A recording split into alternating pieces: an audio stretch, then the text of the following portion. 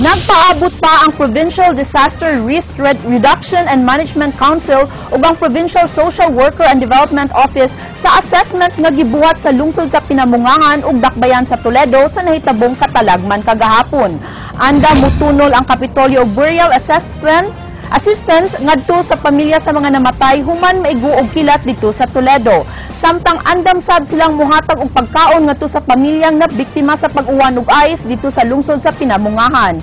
Gipadayag sa Disaster Council nga mag-agad sila sa lokal nga kagamhanan sa Pinamungahan kung kinahanglan bang i-relocate ang mga naapektuhan sa hailstorm.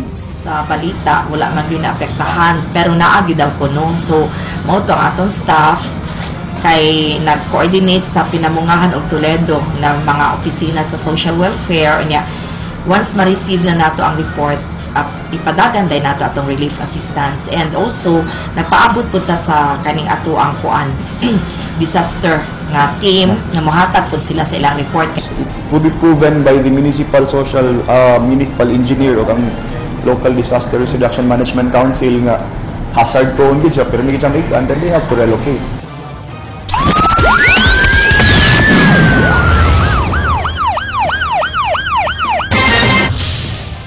Upat ka batang babae nga giingong gigamit sa ilang gidikanan sa ilang cybersex nga negosyo na luwas sa mga otoridad didto sa lungsod nga bag-uhay pa lang naigo sa oil spill.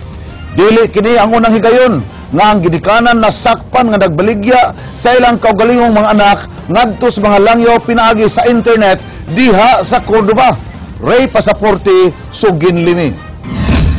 Atol sa maong operasyon, gisikop ang mag-live-in partner nga mga ginikanan sa upat ka mga bata nga nagpangidaron og 11 anyos ang kamagwangan, 10 anyos ang ikaduha, 8 anyos ang ikatulo ug 7 anyos ang ikaupat. Wa na apilagdala ang 3 anyos nga batang babay nga ikalimang anak sa mag-live-in partner, ang dinakpang babay manganakay sud karong buwana alang sa ikaunom nilang anak. Ang mga ginikanan hugtanong mihimakak sa pasangil nga ilang gigamit ang ilang mga anak sa cybersex pornography. Naputos sa mga garas ang lawas niini human suway nga miikyas atol sa operasyon kagahapon sa hapon.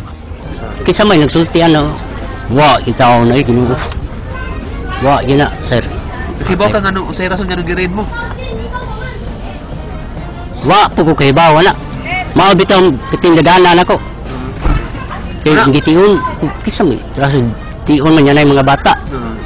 Nidagan lang po. Yan yung mga bata diya, suot ka na? Katong gamay o si Jam-Jam. Gingong nakadawat og taho ang mga operatiba sa Regional Anti-Human Trafficking Task Force bahin sa laway nga binuhatan nga gipahimo sa mga ginikanan ngadto sa ilang mga anak hinungdan nga kini gipanid-an. Dunay surveillance nga gihimo nga dunay mga showing ba mga malaw ay ipakita ay maghubo daw. So mo to nga dunay gihimo nga operation composed of the different agencies of the government, the PNP, the DOJ, the SWD, and IGM. Gipamutos ining itom nga plastik ang computer sets, kamera, kabli ug uban pa nga nakuha sulod sa kwarto sa mga live-in partner. Makita sab nga gitabilan og habol ang bintana sa maong panimay. Dili na ni bag-o nga operasyon sa maong lungsod kay nung duman nga kapila na nga dunay gipahigayong pagpangronda dinhi sa mao gihapong kaso.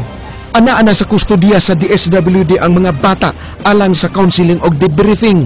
Samtang ang ilang mga ginikanan gikatakdang pasakaan og sumbong karong adlaw. Ray Pasaporte, News 5. Ang kooperasyon sa mga money transfer companies ang nakitaan nga usa sa mga solusyon aron mapakgang ang cybersex crimes sa lungsod sa Cordova. Ang mayor sa lungsod makigtagpo sa mga kadagkuan sa maong mga kumpanya aron makatabang kini pagsumpo sa krimen. Dennis Tanok, Sugin Limi. We are confronted with two problems now. Sa dagat o sa internet. Gipaagi sa pakatawa ni Cordova Mayor Adelino Sitoy ang mga problema nga giatubang karon sa gialagaran niyang lungsod. Gawa sa padayong paglimpyo sa kabaybayunan nga naapektuhan sa oil spill, lain na usab nga human trafficking ang nahitabo kagahapon sa hapon sa usa sa ilang barangay. Kanang kalisod nga rason sa kanang sa cybersex binuang na. Kaya na may dagan niya gihapon nga papareha po kabutang ba wa maglisod. Pero honest living, survive man. Kini mao na ang ikatulong higayon nga nasakpan ang cybersex activity sa ilang lungsod. Despite our efforts, kanunay media mag-meeting, PTA, sa mga bata, sa mga teachers, mga parents, walang gihapon. Giangkon sab ni Governor Junjun Davide nga dugay ng problema sa lalawigan ang cyber pornography ug dili lang sa lungsod sa Cordova kini nahitabo. We are one with the municipality of Cordova, meaning pagsumpo, meaning cybersex. It's really nakuha kayo ni, tas nakuha kayo ni mansa yun sa atong community. Nakigtagbo na sab si Sitoy sa mga money transfer company sa ilang dapit aron sabutan ang mga lakang nga ilang buhaton pagpukan sa illegal nga kalihukan. Among gisabutan, we will make some revisions sa ilang forma aron makasayon gyud kayo ang pag-identify sa sources tabi na magsigig balik-balik ng ana. Dennis Tanok, News 5. Naalibwag ang mga customer nga nangaon og mituasik ang mga bildo dihang usa ka sakyanan milaho sulod sa usa ka kan-anan. Dennis Tanok, Sugin Limi. Literal nga nag-drive-thru kining puwa nga SUV dinhi sa usa ka branch sa sikat nga fast food chain sa Osmeña Boulevard duol sa Kapitolyo mga pasado alas 9 kaganang buntag. Puwerteng buaka sa glass window ug nagkatag mga bildo tapad ang mga spaghetti sa sahog sa maong kan-anan. There were lots of customers who were eating. The table were all full and then all of a sudden kay nibangga siya. She was parking there and then murag padung na siya mugawa siguro and then moto nakakuha na lang nakurat ming tanan nga bangga siya and then Gibanabanang 20 ka mga customers ang nangaon ni atong higayuna diin tulo niini ang nasamdan human mga piski sa mga bildo. Dali silang gitambalan o gida sa kasikbit nga tambalanan. There were 3 who were injured and one of those is pregnant. Wa magpa-interview ang 19 anyos nga driver sa puwang Subaru nga si Nicole Irish Gamban. Kauban ni Gamban sa sakyanan ang iyang inahan. Plainly accident, plain man siya, wa man siya ikuan. Probably musnak na siguro siya, then ang kaning usahay ang diferensya ning automatic clutch vehicle. Makalimot gani kay gansado ang imong kambyada. Then once ang habit mo sa nakita nga dayong stop sa engine, RPM. So automatic clutch mo siya. So pag RPM niya, na diha ang possibility nga milahos. Paimangno sa sitom ni atong mga driver nga nagmaneho og automatic vehicle. Kana shut off sa engine, be sure nga ang ilang gear shift nasa parking. Nya dili lang ihabit nga RPM ang kuan sakyanan kay kaning mga computerized vehicle karon, di na kinahanglan ni RPM to recharge the battery. Just shut off the engine, di harap ko. Nagpaabot pa sa desisyon sa ilang amo ang naapektuhang kapin sa 20 ka crew sa maong kan-anan. Human temporaryo unang naundang ang ilang operasyon.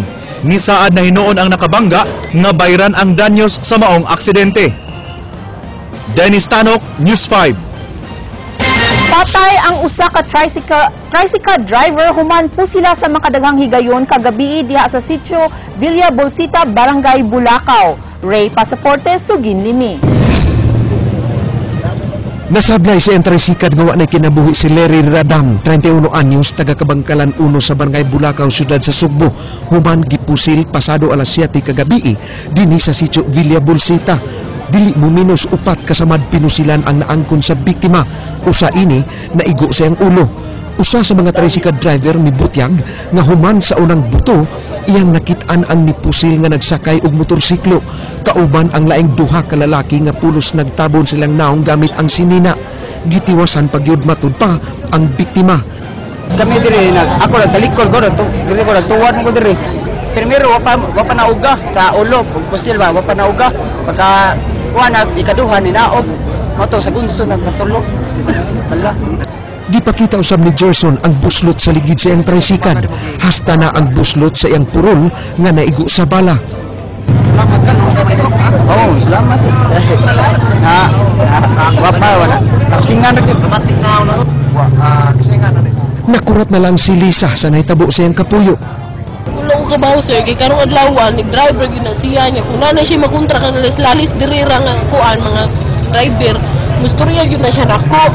kanadlawan, wala yun na siya niingon nga, na siya kalalis dito, kami na siya niuli sa mga nag-ilis. Natulugata. Yung biktima, nag-parking siya ang tricycle doon siya, kay nagwa itong pasayro, na doon itong tulong katao, kasakay sa motor, ang backrider na naog, nagsulubog black na, dark blue na shirt, o nipusil niya sa upat kay gayon. Umana katong nagranman, misakay dayon sa mga XRM, misibat pasirit kaya kapagawas. Ito pa nang imbestigahon kung sa kahinungdan ng motibo na kaya ang living partner ni ang mga sinibawaan, mayong ko niyang puyo-puyo. Nakamugna sab ang maong hitabo og traffic human nagpunsisok ang mga usisero sa gamay nga dalan nga nahitabuan sa krimen. Ray Pasaporte, News 5.